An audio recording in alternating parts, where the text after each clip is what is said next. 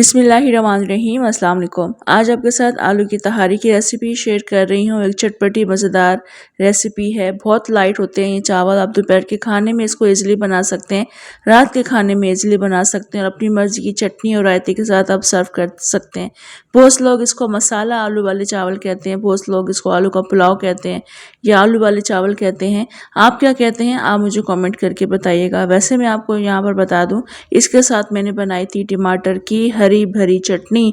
एक चटपटी मज़ेदार चटनी बनाई थी और यकीन करें दोनों का कॉम्बो बहुत बेहतरीन है। दोनों बहुत मज़ेदार लगते हैं और इसी के साथ ये खाई जाती है टमाटर की चटनी, मज़ा आता है।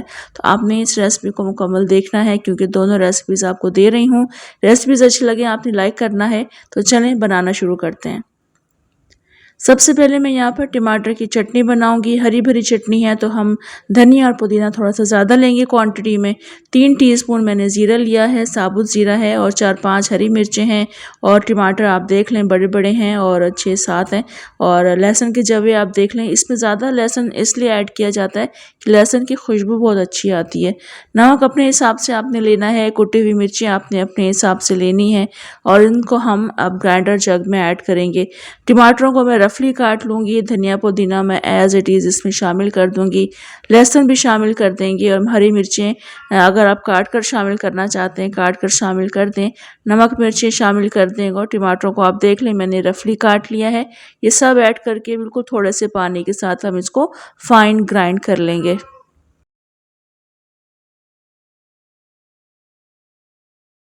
तो यहाँ पर आप देख सकते हैं मैंने चटनी को पीस लिया है और ये टमाटर की बहुत चटपटी बहुत मज़ेदार हरी चटनी है और इसका जायका इतना बेहतरीन होता है कि आप इसको रोटी के साथ भी अगर खाएंगे तो ये आपको सालन का मज़ा देगी। आपको किसी भी सालन की ज़रूरत नहीं है, आप इसको सादा चावलों के साथ भी खा सकते हैं और हर तरह के पुलाव के साथ भी आप इसको एंजॉय कर सकते हैं।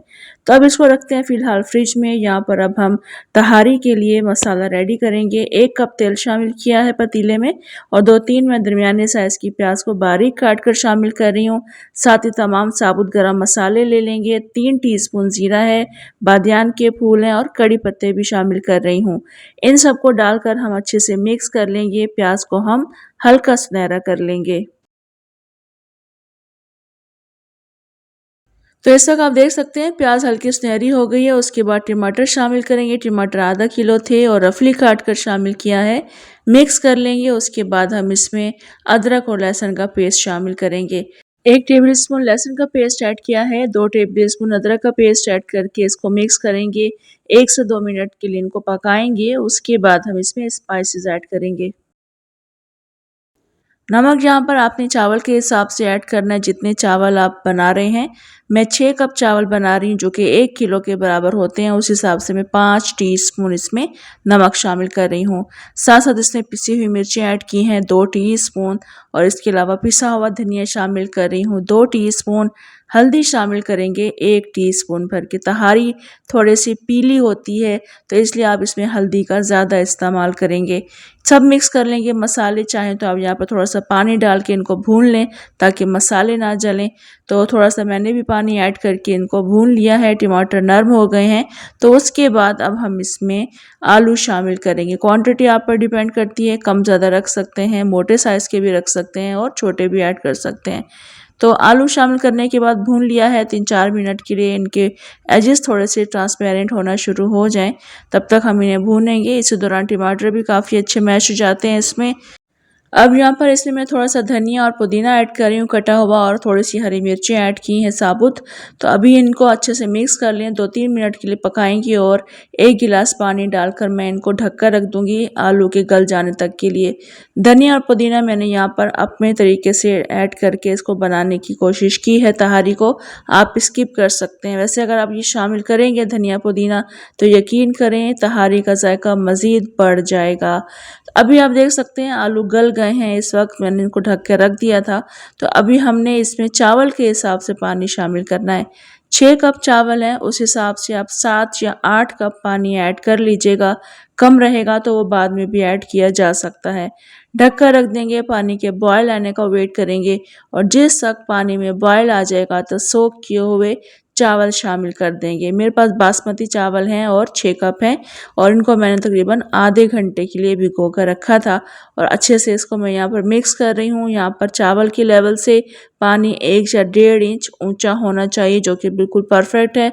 इसी दौरान मैंने इसमें नमक भी टेस्ट कर लिया था, नमक भी बिल्कुल मुनासिब था।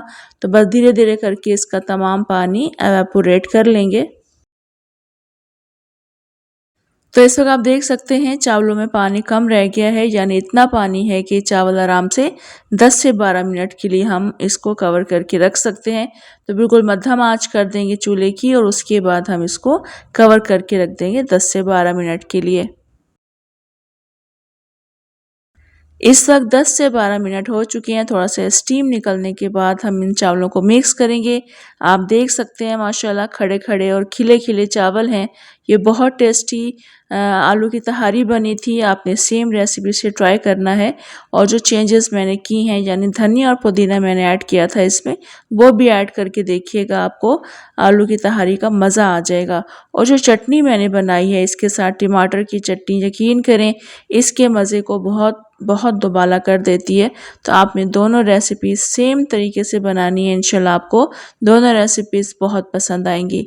तो अभी आप देख सकते हैं माशाल्लाह चावल बहुत मज़े के लग रहे हैं और जिस वक्त आपको हल्की फुल्की भूख हो दोपहर में बना सकते हैं इसको, रात के खाने के लिए बना सकते हैं और टमाटर की चटनी के साथ इसको सर्व कीजिएगा। तो ज़रूर ट्राई करना है आपने, इंशाल्लाह रेसिपीज़ पसंद आएंगी। कमेंट लाइक शेयर भी आपने ज़रूर करना है। इजाज़त दें मुझे, इंशाल्लाह दोबारा आऊँगी एक और बहुत मज़ेदार रेसिपी के साथ। अल्लाह हाफ़िज़।